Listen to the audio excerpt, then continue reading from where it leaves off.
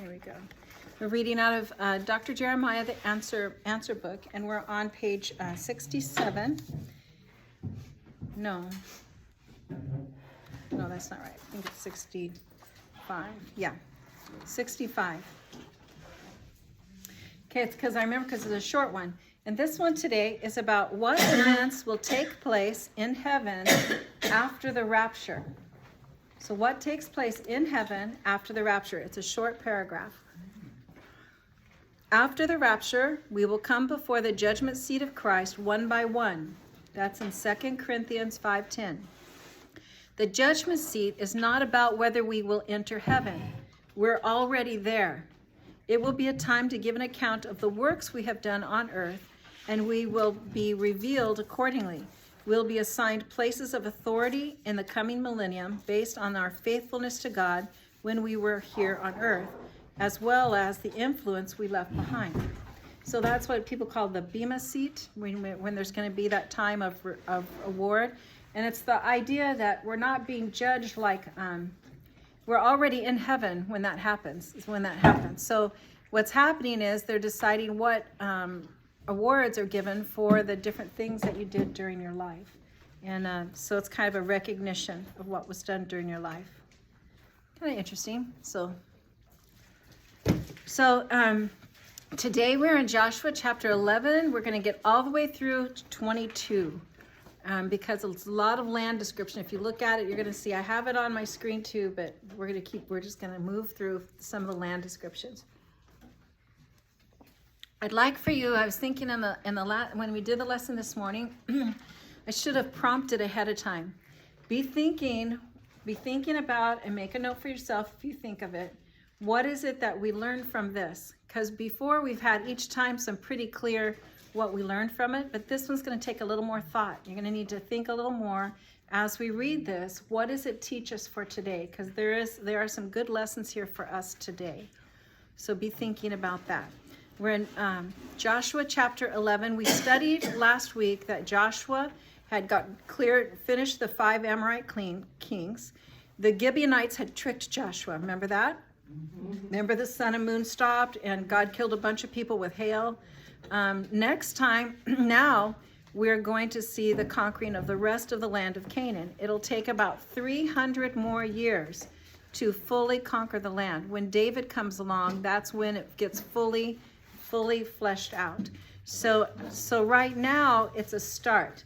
Joshua made the start. Now he's going to be turning over to the Israelites to finish out. They're going to have their land and they're going to be expected to finish out clearing the land. So chapter 11. When Jabin, king of Hazor, heard of this, he sent word to Jobab, king of Madon, to the kings of Shimron and Akshba, and to the northern kings who were in the mountains in the Arabah south of Kinnereth, in the western foothills, and in Naphoth Dor on the west, to the Canaanites in the east and west, to the Amorites, Hittites, Perizzites, and Jebusites in the hill country, and to the Hivites below Hermon in the region of Mizpah. They came out with all their troops and a large number of horses and chariots, a huge army, as numerous as the sand of the seashore. All these kings joined forces and made up camp together at the waters of Merom to fight against Israel. So this is far more than the 5 warlords. It's like 31 different nations that have come together. They've got horses and chariots. That's different than what they had before. This is a big deal. Verse 6, the Lord said to Joshua, note, it does not say Joshua inquired of the Lord. Mm-hmm. Before we talked about how we wish Joshua would have asked. Well, now here we've got God speaking up first. What's the difference? God has something to say to him. So in the other instance, if Joshua had asked God, God would have given him some guidance. Had God already given him the command about the Gibeonites? He actually had already said that they needed to destroy all those, right? So in that case, if Joshua felt like he was going to need to do it different, he should have asked, right? In this case, God is getting ready to tell him something new or different. So he doesn't need to go ask, God's telling him. Important part, huh? Does that happen to us? Yeah, sure. Sometimes God tells us what he wants us to do. How does he tell you? Do you hear his voice out loud? Sometimes. Some people have. How do you hear it? Just happens. You just know. You just know, right? It's like a knowing, like God, God is telling me to do this, and you just know it. You feel strong about it. There's no question about it. If you have a question about it, then what should you do? Ask God. Ask him, right? That's the key. But God will sometimes tell us something. Okay, so do not be afraid of them. We're in verse 6. Do not be afraid of them, because by this time tomorrow I will hand all of them slain over to Israel. You are to hamstring their horses and burn their chariots. Now, God is saying he's going to hand them over to them. Don't be afraid, which means they were afraid. Don't be afraid means they were afraid. And so he's saying, don't be afraid. And he says we're going to hamstring their horses and burn their chariots. Now, you all probably know this, but I wanted to know what this hamstring the horses was all about. So I did what all wise scholars do and Googled it.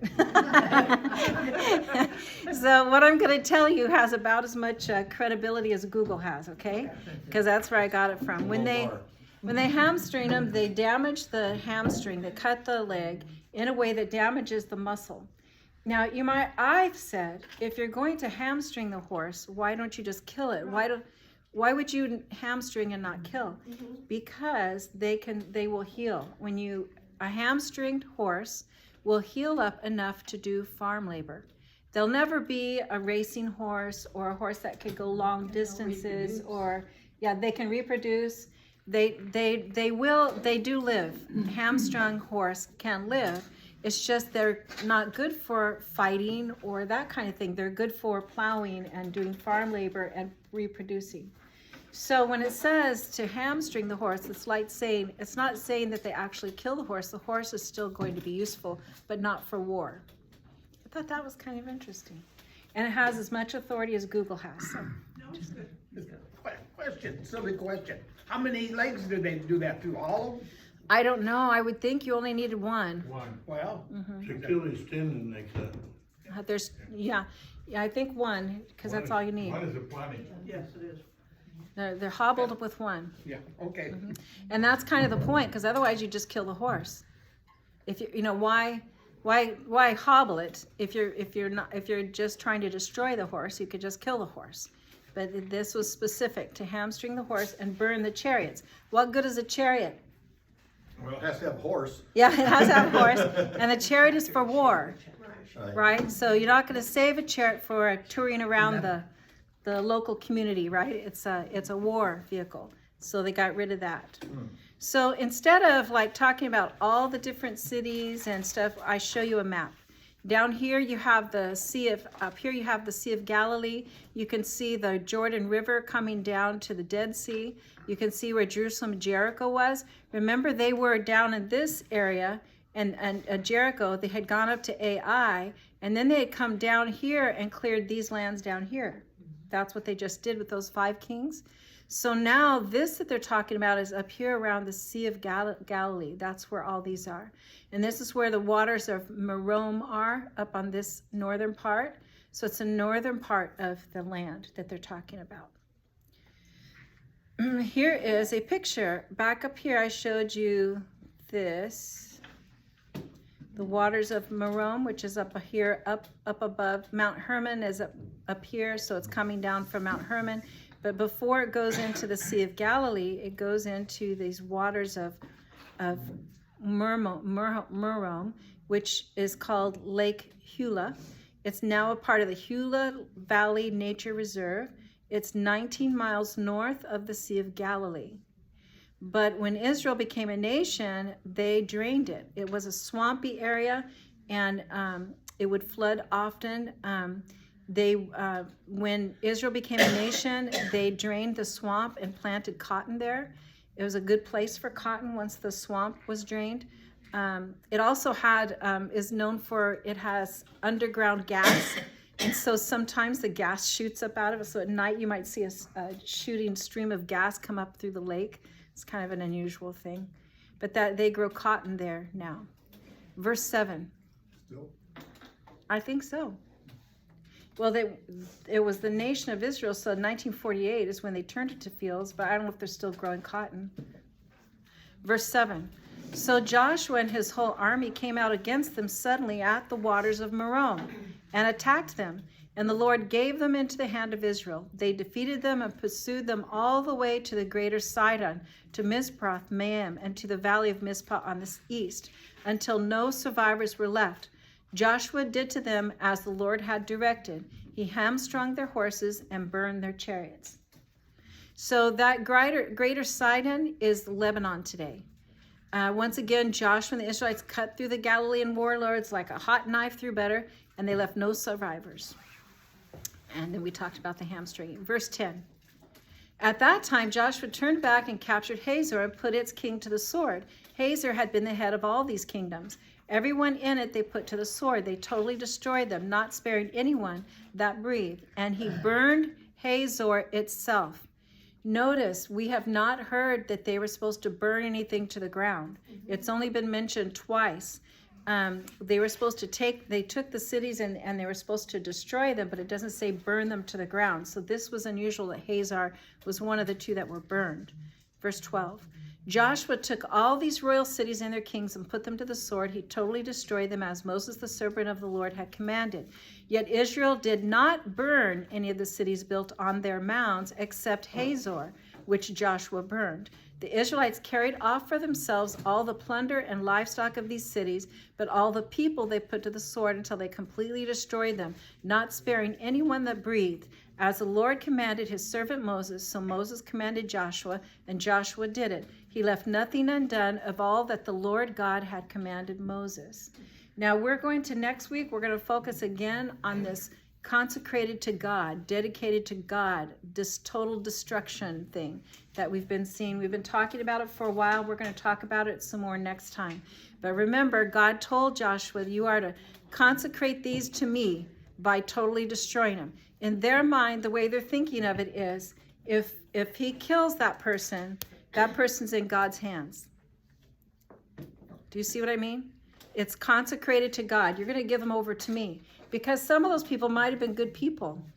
Some of those people, children wouldn't have known, could have been, not know right from wrong. And so he had told them to destroy all of them, but it's this term that we feel so uncomfortable with ourselves, but they're using here, and it means to consecrate to God. It's like saying, you're going to put them in my hands, and I'm going to sort through who needs what kind of thing is going to happen with them. They're going to be in my hands. So we think of it as, horrible and brutal, but this is a different kind of way of thinking about this.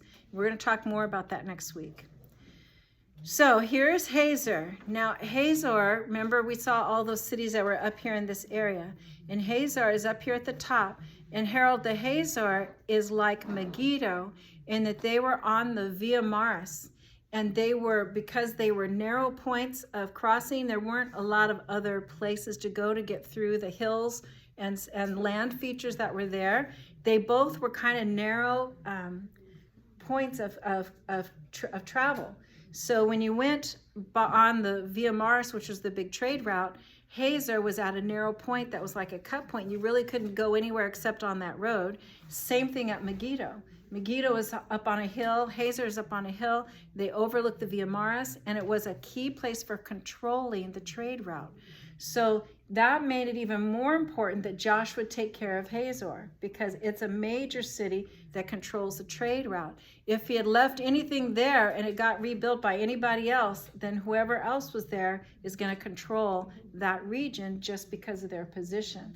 So that may have been why God had him burn it, so that it was completely destroyed. And then if you follow the southern tip of the Sea of Galilee, and you make a triangle like over here and down here and up like this, that is the area that is the Jezreel Valley. And Megiddo is at the choke point in the road. So there's kind of like the Megiddo is the same way as Hazor as far as controlling the road. I think I already said all of this. So from the Bronze Age, which is about 1750 BC, until the Israelite period, which is about 1000 BC, Hazor was the largest fortified city on the country and one of the most important in the entire ancient Near East. There's a guy, Yigal Yadin, the most important of the early archaeologists. He excavated Hazor in the 1950s. James Michener, who wrote The Source, drew heavily upon Yadin's work at Hazor. The upper tell consists of 30 acres and the lower city of more than 175 acres. Among Hazor's archaeological remains are numerous indications of the fortress having been burned around the time of Joshua. And here is the tell. Here's an aerial view of the tell of what was Hazor. This is the Via de Maris. Now it's a paved, two-lane paved road, but back in the day it was a road that they traveled for trade. Here's a picture looking from Hazor over the land, upper Galilee area, and this is mustard plants that bloom in the spring, bloom yellow in the spring. Like a mustard seed. Yeah, kind of like a mustard seed.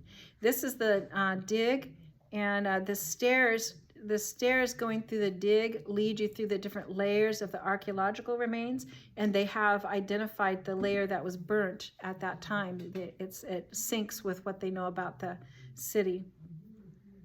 This is a rock-hewn water tunnel at Hazor, where they would have their water for the city. And they don't know what this is.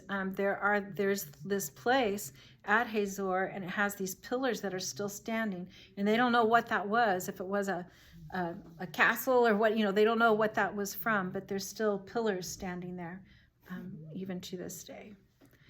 So later on, we read about a battle with King Hazor with Deborah.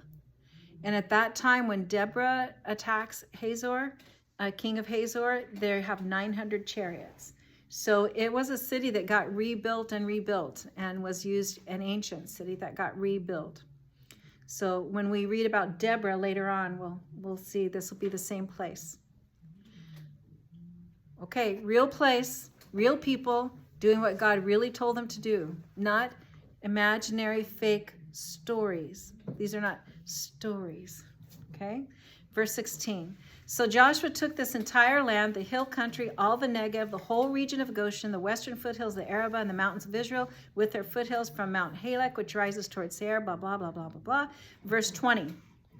For it was the Lord himself who hardened their hearts to wage war against Israel, so that he might destroy them totally, exterminating them without mercy, as the Lord had commanded Moses.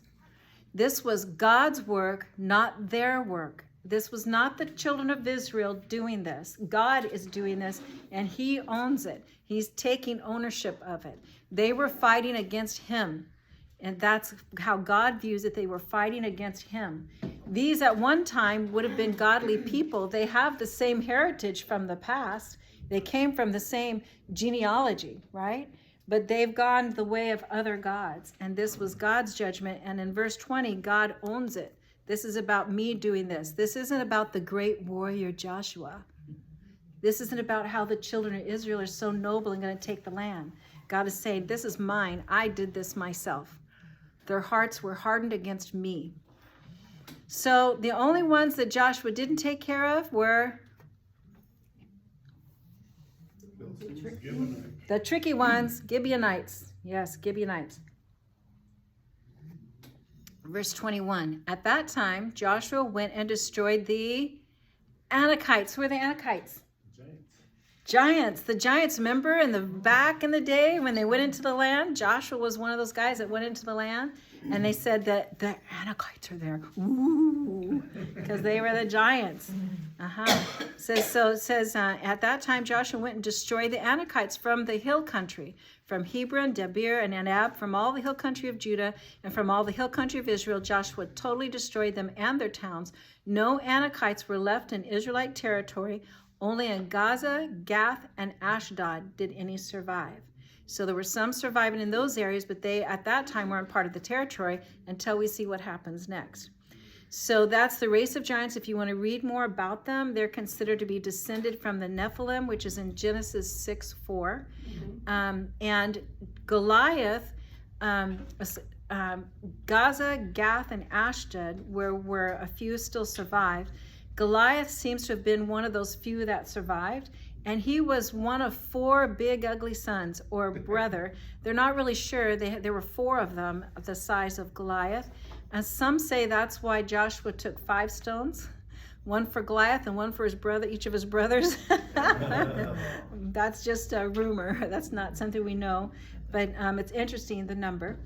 And in 2 Samuel 21:15-22, you can read where David killed Goliath of Gath, and his men killed the others later on. So we'll be going through that story in more detail as we move along. So verse 23. So Joshua took the entire land just as the Lord had directed Moses, and he gave it as an inheritance to Israel according to their tribal divisions. Then the land had rest from war. I know. Now you see the orange part that's on my orange starting at chapter 12. There's going to be big sections that are like the names of people who were where they were and which weed they had to turn left at and right at and up, down, and north and south. So we're not going to read all those details today. We can look at the map and see where those are drawn out if you would like to. So I'm going to skip on down through chapter 12. You'll see in the middle of chapter 12, there's a list of the 31 kings that Joshua took care of. They're listed here. The king of Jericho, Ai, Jerusalem, Hebron, Jeremoth. There's a whole list of them, one by one, each of the kings, 31 kings in all. And then we get to chapter 13. When Joshua had grown old, oh man, this is terrible. The Lord said to him, "You are now very old." Okay. How old are you when God himself looks at you and says, "You're getting old." Is it how old he was or how old he looked after all that battle he had been through, right? I don't know, but I don't think it's good news when God calls you old. And then he says, and there are still very large areas of land to be taken over. This is God's observation. So we see here, the conquered land is the red land, and the blue land are the portions not yet conquered. So he took care of those major kings and the major city and all of that. You still got a handful of giants to take care of, which is going to be a problem. And then you have all these other regions that are not taken care of. So what's God going to do? He's going to give some order to this. Look at verse 6. Let's see, we're on the next chapter. What chapter are we on here? 13, verse 6. I myself will drive them out before the Israelites. Be sure to allocate this land to Israel for an inheritance as I have instructed you, and divide it as an inheritance among the 9 tribes and half of the tribe of Manasseh. So now what we see is Josh is going to portion the land, assign who's going to be where. And their job, some of those tribes are going to have to get rid of the people that are in their area and clean it up. They're not supposed to have anybody who's worshiping those other gods. Those people have to be eliminated. And so they're going to be about as successful at doing that as they've been in the past. And we're going to see that they tend to leave some of the larger groups. So Joshua apportions the land. He puts individual tribes in certain areas to take care of it. The especially difficult part would be the Philistines, because they're on the coastal plain and they've got their 5 fortified cities. And instead of reading each the boundary descriptions, I'll show you a map. Here you go. This is what it's going to look like.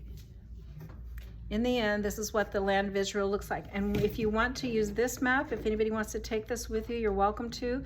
It has overlays of how the land of Israel changed over time, so you can see how it's changed. Here you can see the rivers here, the Jordan rivers here. These are on the directions, in the scripture, it'll say, north of this ravine and south of that gorge, and then this, and it has all these exact places. And this is the boundary that it's describing for each of the tribes. And the 6 dots you see are the cities of refuge that they're going to talk about later. Remember what the role was of the cities of refuge? When you've I killed John's cow, and he wanted to take a retaliation, but I can go to the city of refuge. Right. It's specifically supposed to be for when accidents happen and someone comes to get revenge. If you have tribal justice, well, kind of like when I was a kid, we would, if my sister hit me, I'd hit her twice, right? Isn't that the way it worked? Yeah, yeah. So you ran along and held Yeah. onto her leg. You're right. And then, of course, she, to get back, would have to kick me, and then I'd kick her twice, right? It was like it just never stops. And that's exactly what this was to prevent, is this back forth. Yeah. Glad that was really fast. You get 5 times back and I punch you in the eye. Yeah, I know. And I still don't know who put the booger on the wall, right? It could have been one of those guys. Yeah, those things. So I think you were just too much. Okay, so those were the distributions. The land was divided and described, and the cities for the Levites were established. Remember, the Levites need places to live within the region also, and they'll have land for their pastures. So you'll notice, see, that's all in orange. Go down to verse 14. But to the tribe of Levi he gave no inheritance, since the food offerings presented to the Lord, the God of Israel, are their inheritance as he promised them. So they didn't have an actual whole land, but they did have cities. In the verse 15, you can read all about where the boundaries for the tribe of Reuben were. And starting at verse 24, you can read about the tribe of Gad. Verse 29, you can read about the half tribe of Manasseh. You can go into chapter 14, verse 4. It says, the Levites shared no share of the land, but only towns to live in with pasture lands for their flocks and herds. Down to verse 6. Now the people of Judah approached Joshua at Gilgal, and Caleb, son of Jephunneh, the Kenizzite, said to him, you know what the Lord said to Moses, the man of God, at Kadesh Barnea about you and me. Okay, how does Caleb and Joshua, how are they connected? They were the spies, 2 of the good report spies. 12 men went down to spy on Canaan, 10 were bad and 2 were good. And those good ones were Joshua and Caleb, right? And we before, when we were estimating Joshua's age, we used Caleb's age to estimate Joshua's age. They were probably about the same age. So didn't God just say something about Joshua's age? He's old. So look at verse 6 here. And Caleb, son of Jephunneh, the Kenizzite, said, you know what the Lord said to Moses, the man of God, at Kadesh Barnea about you and me. I was 40 years old when Moses, the servant of the Lord, sent me from Kadesh Barnea to explore the land. And I brought him back a report according to my convictions. But my fellow Israelites who went up with me made the hearts of the people melt in fear. I, however, followed the Lord my God wholeheartedly. So on that day Moses swore to me, the land on which your feet have walked will be your inheritance, and that of your children forever, because you have followed the Lord my God wholeheartedly. What land is this? Canaan, where the rest of the giants are at, down south part of Canaan there, the Philistine land. Now then, just as the Lord promised, he has kept me alive for 45 years since the time he said this to Moses. So he's 85. He's 85. Yeah. He's rearing for battle. I am still as strong today as the day Moses sent me out. I'm just as vigorous to go out to battle now as I was then. I wonder what Joshua's thinking. Yeah, well, go for it, bub. Right? Now give me this hill country that the Lord promised me that day. You yourself heard then that the Anakites were there, and their cities were large and fortified. But the Lord is helping me. I will drive them out just as he said. So Caleb's a real go-getter. Verse 13, then Joshua blessed Caleb. Good for you, bub. Son of Jephunneh, and gave him Hebron as his inheritance. So Hebron has belonged to Caleb, son of Jephunneh, the Kenizzite, ever since. It's because he followed the Lord, the God of Israel, wholeheartedly. Hebron used to be called Kiriath Arba, after Arba, who was the greatest man among the Anakites. So then the land had rest from war. Chapter 15, the allotment of the tribe of Judah.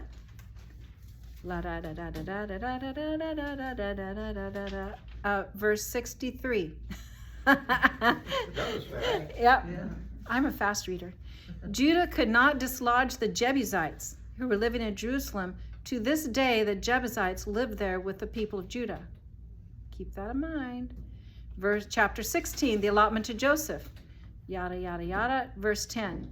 They did not dislodge the Canaanites living in Gezer. To this day, the Canaanites live among the people of Ephraim, but are required to do forced labor.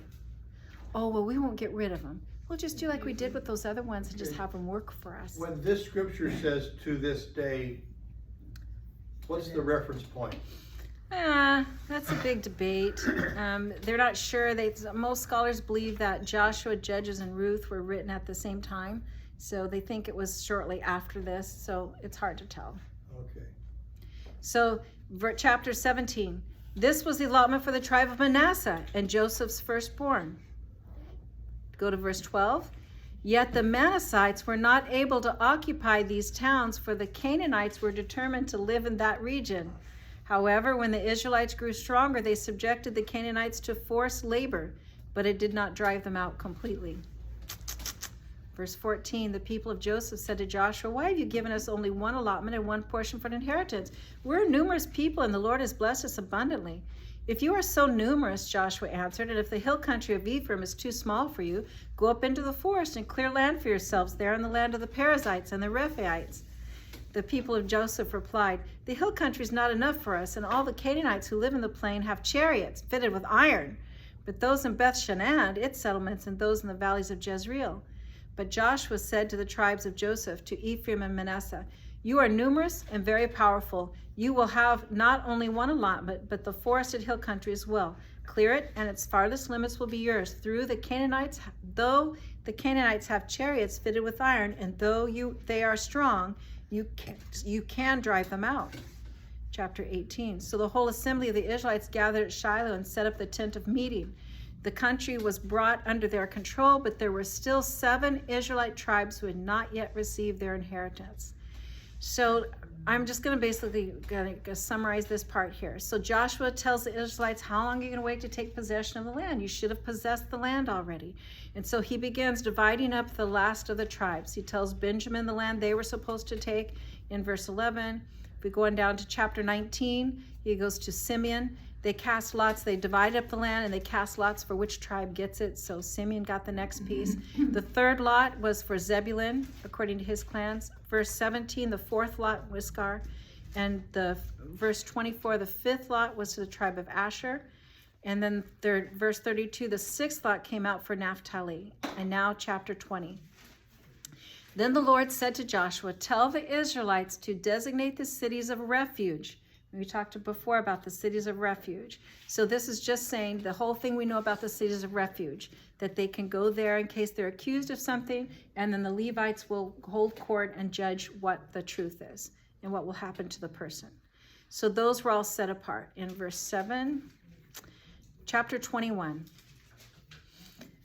Chapter 21. Now the family heads of the Levites approached Eleazar the priest, Joshua son of Nun, and the heads of the other tribal families of Israel at Shiloh and Canaan, and said to them, the Lord commanded through Moses that you give us towns to live in, with pasture lands for our livestock. So as the Lord had commanded, the Israelites gave the Levites the pasture land.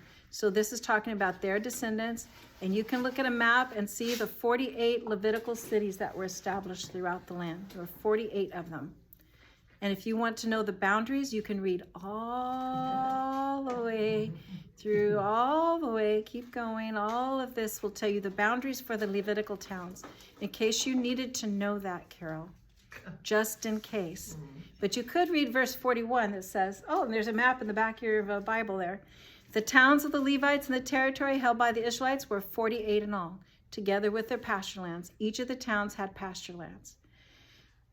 Okay, it says here in verse 45, not one of all the Lord's good promises to Israel failed.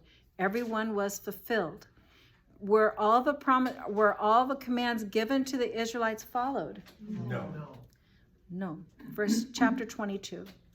Then Joshua summoned the Reubenites, the Gadites, and the half-tribe of Manasseh and said to them, you've done all that Moses, the servant of the Lord, commanded you. Here's your land. Here's a picture.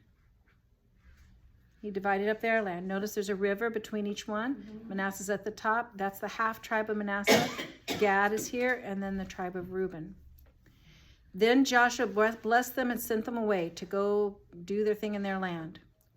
Verse 10.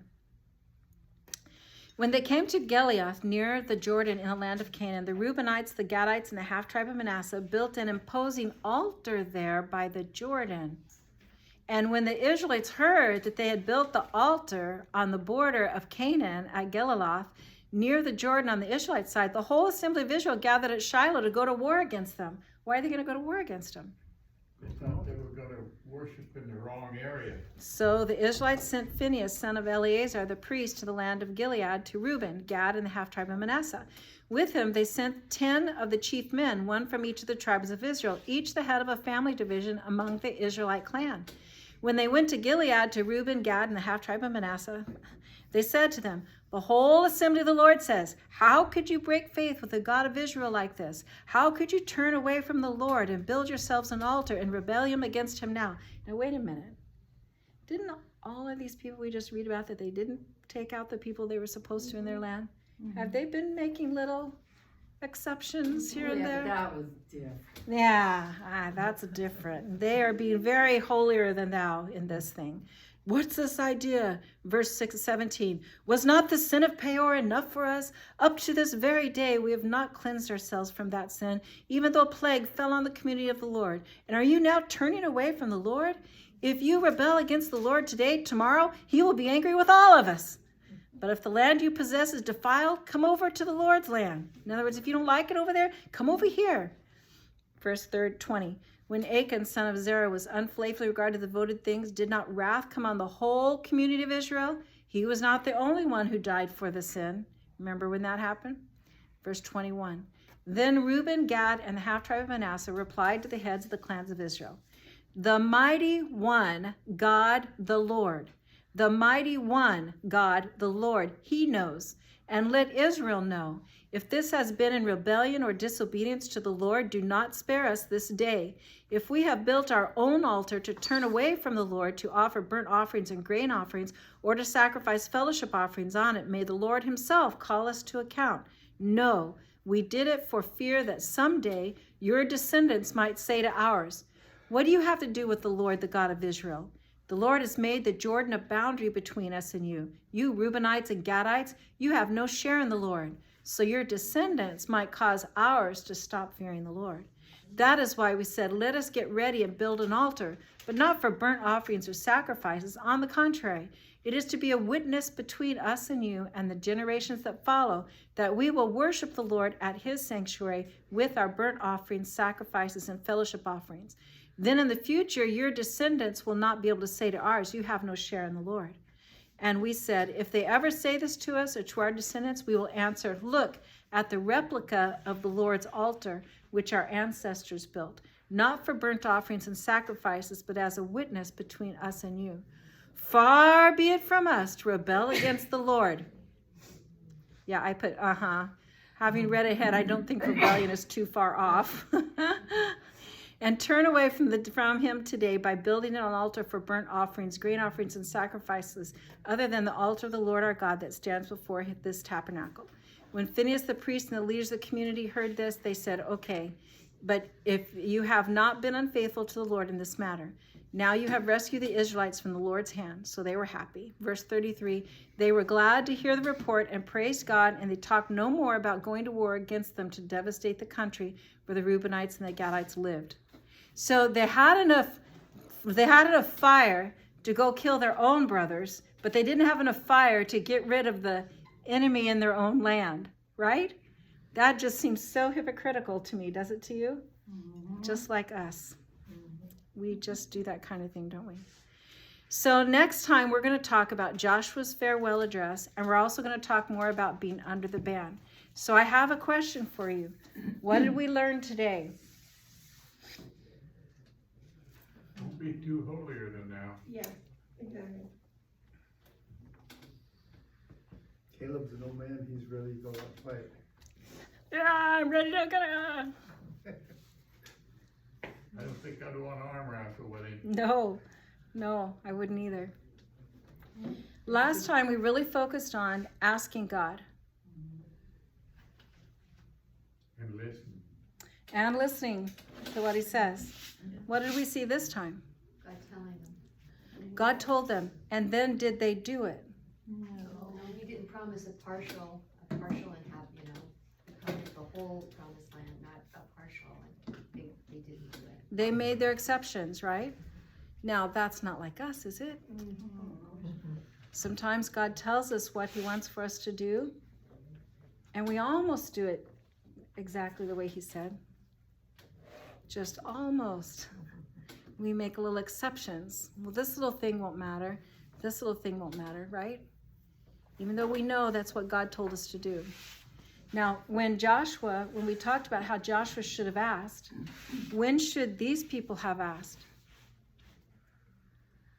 All those exceptions, like, well, we won't kill them, we'll just have them be our workforce, our labor. That point, Because that's not what God told them to do. So if they were going to do something different from what they understood that God wanted them to do, they should have been humble enough to go inquire of God. But why would you do that if that's not what you wanted to do? I learned long ago not to ask my mom for permission of something that I knew she was going to say no to. That is what we do, isn't it, in our walk with God? We do it with things that we feel uncomfortable with, that are hard for us to do. Sometimes because we're prideful and we're not willing to humble ourselves. I mentioned my grandma this morning, and she was really humbled by that. She really thought that was wrong to have a multi-race couple. She thought that was against God's will. She thought that was terrible. A lot And of she it, was that so- generation. And she my- was so my humbled great-grandkids. when she read it in Scripture and learned that God and what happened with that story. She was so incredulous that was true. We have to always be learning. We have to always be growing. And when the Scripture challenges ideas that we have from long ago, we need to be willing to say, you know what, I think I've been thinking wrong. And I'm 62. It's really hard for me to admit when I'm wrong. I don't know if as you get older it gets harder or does it get easier. You've been wrong? I've been wrong so many times. And does it get harder or easier as you get older? I think it gets easier to admit it. It happens so frequently to me, I'm feeling like, gosh, I've got to really be careful what I say because I've been wrong so many times. Well, sometimes kids are really good at telling us when we're wrong, True. Not that we appreciate it, but. You're right. True.